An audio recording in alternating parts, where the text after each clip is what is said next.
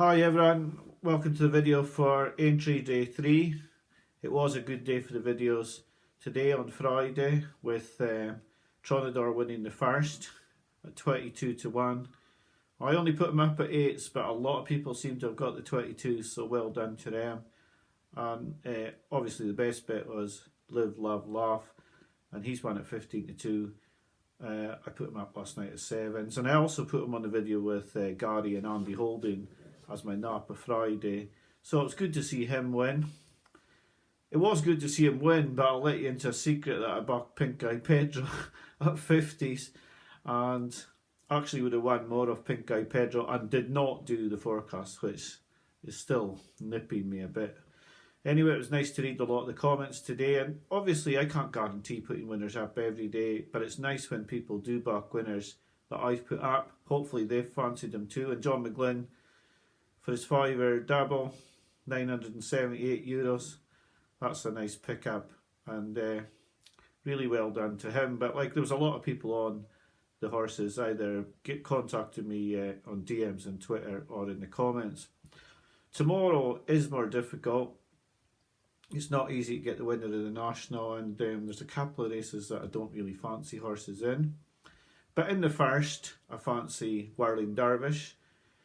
I actually picked the horse out before everyone started going on about this one Irish horse in the race system that people have been picking up, because I can guarantee you that I did back Me Too Please and Tronador because I fancied them, not because they were the only Irish horse in the race.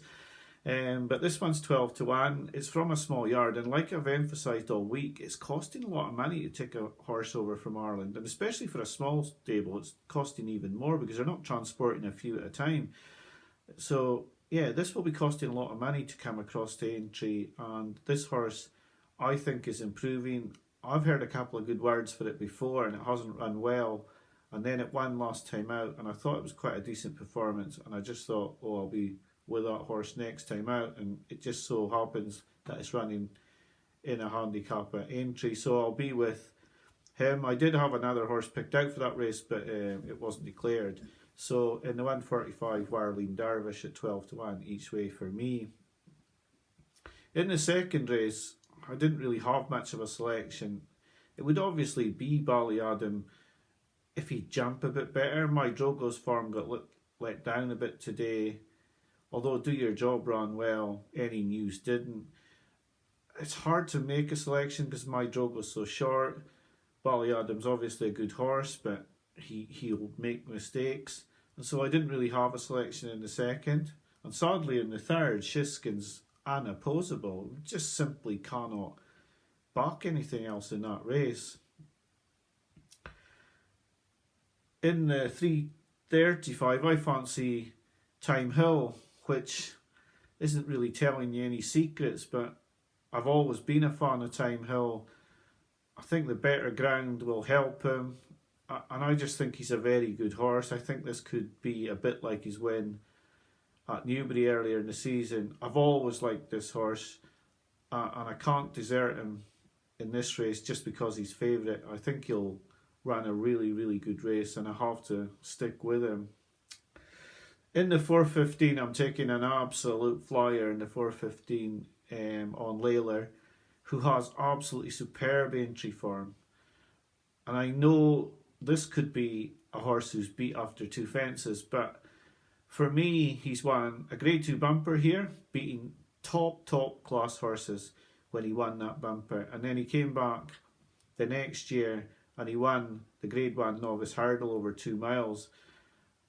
I like Lalor as a horse. He's gone right off the boil after his sensational debut over fences where he beat Defi Dessau and Dynamite Dollars.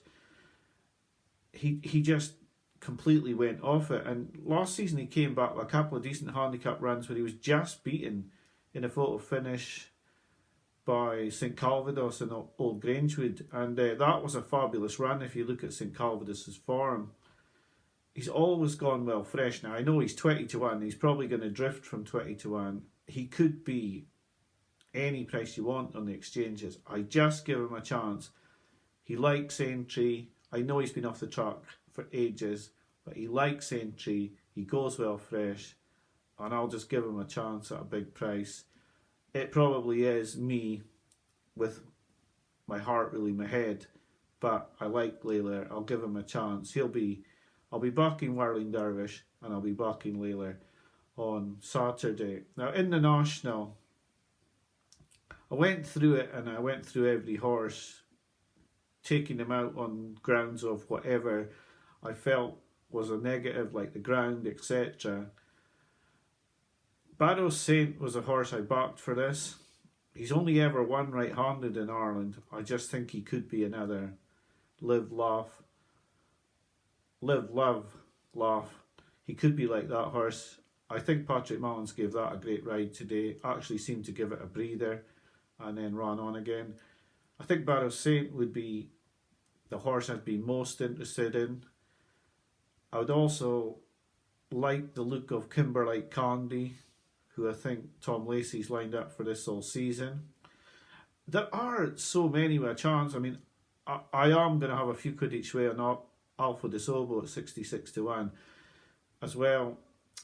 And on the videos with Andy Holden and Gary, a big case was made for Magic of Light because the stable's back in form and the horse was second last time out. Second last time the National was run, sorry, and because she ran so well in the Mayor's Hurdle. So those four are the four I'd be looking at.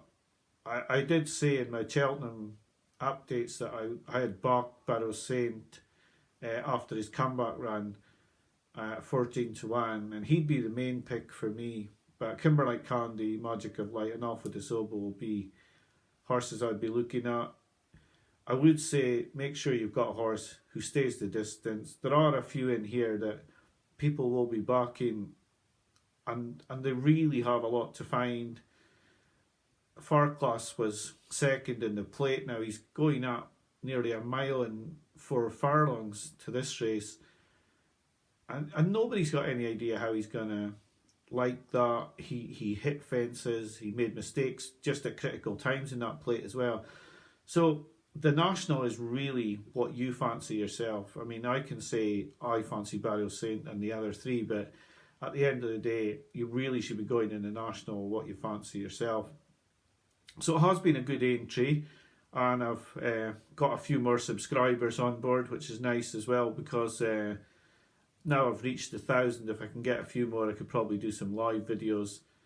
If Gary didn't want to do one, I could maybe do one with someone else, but you have to be over 1,000 subscribers to do it. So yeah, it's been a good entry so far. Not so much clear-cut selections tomorrow, only probably 2 outside the National at back, and they're Lalor and Whirling Dervish.